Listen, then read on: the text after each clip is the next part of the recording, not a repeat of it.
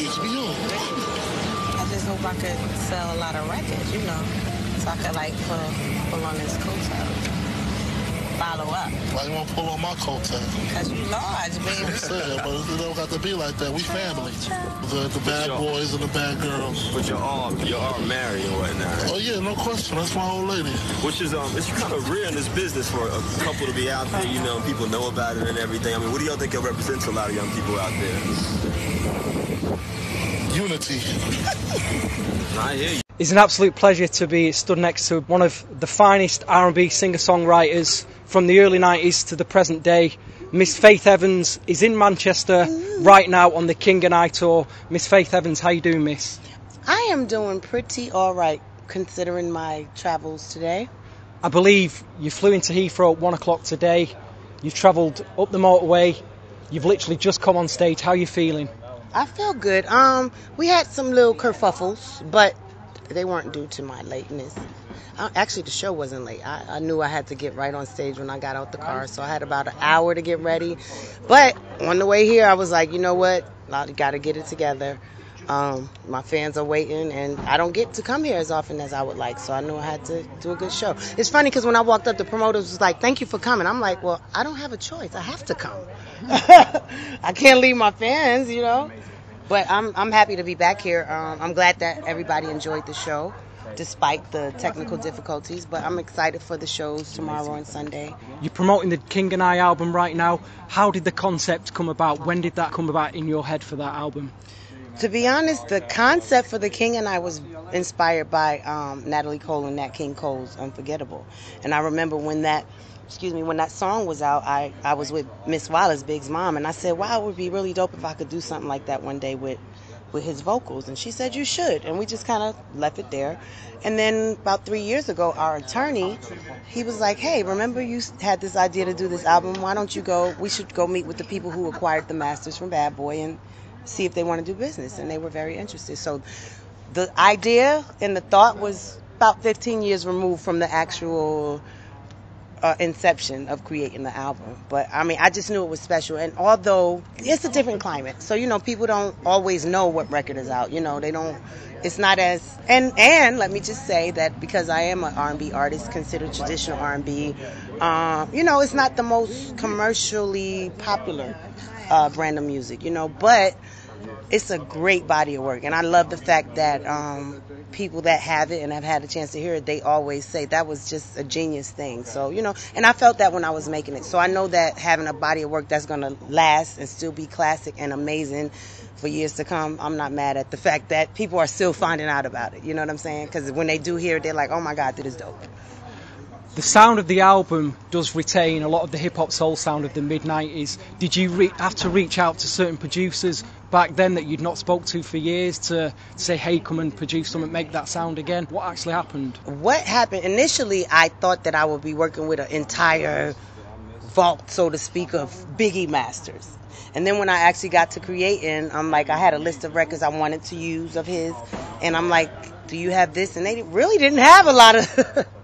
Unfortunately, a lot of the masters that I thought they acquired in their multi-million-dollar deal. But needless to say, I went online and found different Biggie instrumentals and different Biggie acapellas, and I started actually putting it together on my own with a producer called J. Drew Sheard, who's the son of one of the Clark sisters.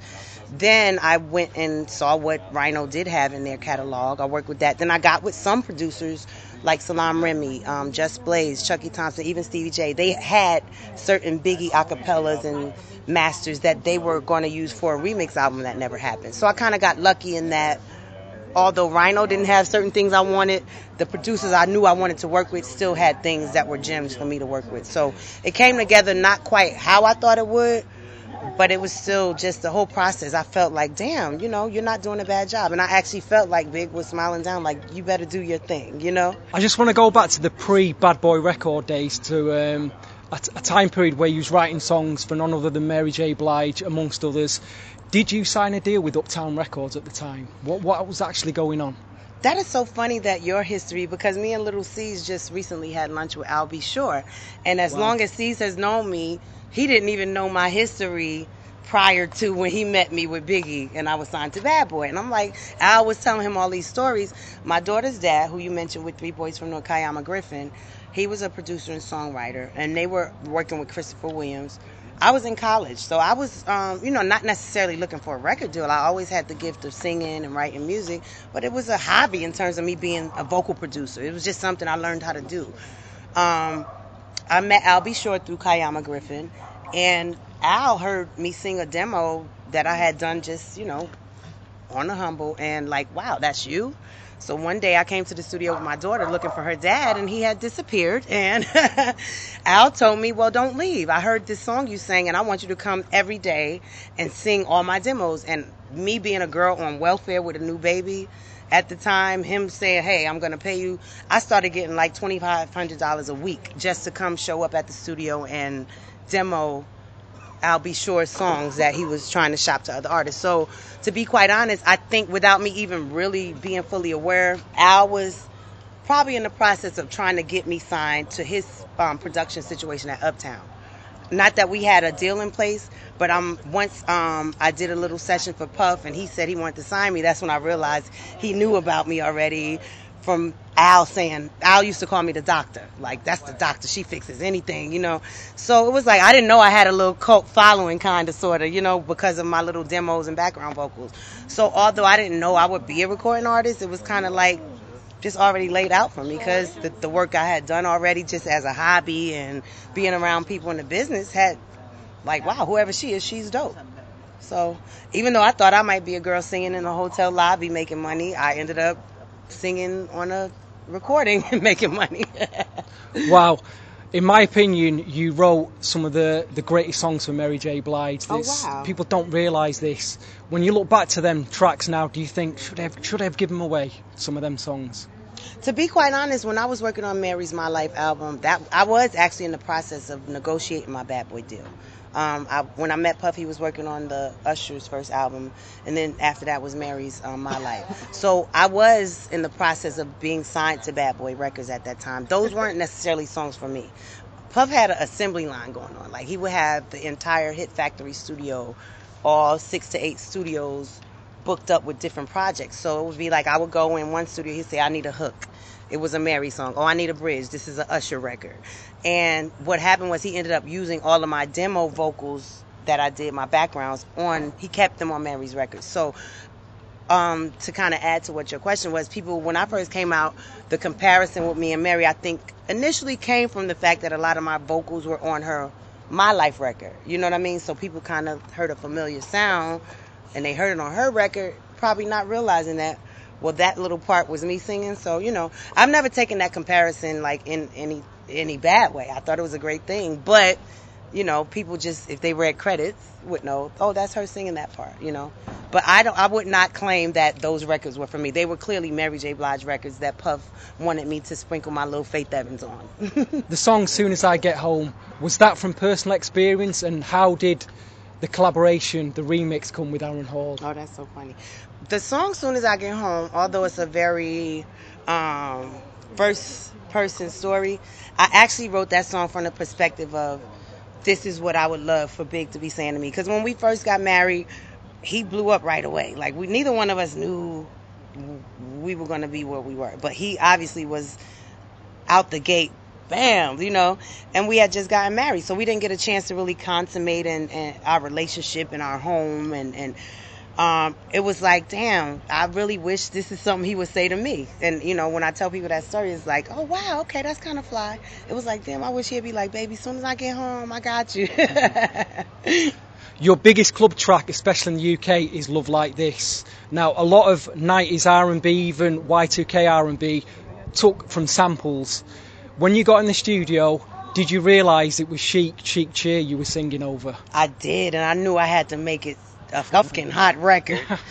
Because that song was just already on its own, just one of those joints, like yank, yank, yank, yank, yank.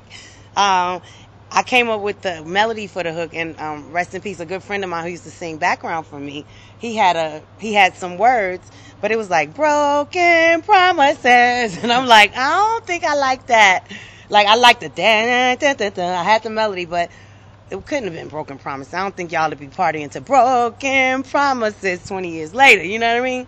So I was like, let me just try and get a little phrase that feels better in that little cadence. And it was love like this before. And I had just, fallen in love with my ex-husband. So, I think all of those emotions and feelings kind of went into that hook. I had to make it right. Finally, today's R&B trap sound does have a lot of 90s influences in it. How are you feeling about the sound today? I respect everybody creatively who finds an audience for themselves. Being a creative and being a creative person that has children who are creative, I have to understand the whole climate right now and understand what makes, I'll ask my kids, what makes him dope? You play this all the time. And, they're musically knowledgeable enough to understand, oh, well, he has great hooks, or I like how he does his ad-libs, you know what I mean? But it helps me to understand things that I may not just directly get, like, well, what makes that so dope? But I'm not a creative that hates on things that aren't like what I do. I mean, I understand that the more things change, the more they stay the same. People are still influenced by what I did, by what Big did, by what all of my peers did, and I'm blessed to still be able to be here and continue to do it, Faith Evans, I want to thank you so much for your time. Your music will live forever, and I appreciate you. Thank the you. Listeners appreciate you. Thank you so much. I want you, I need you in my life. Can't you see what you mean to me? Baby, come hold me tight. I miss you, wanna kiss you every time I see your face. Baby, I'll be waiting for you each and every day.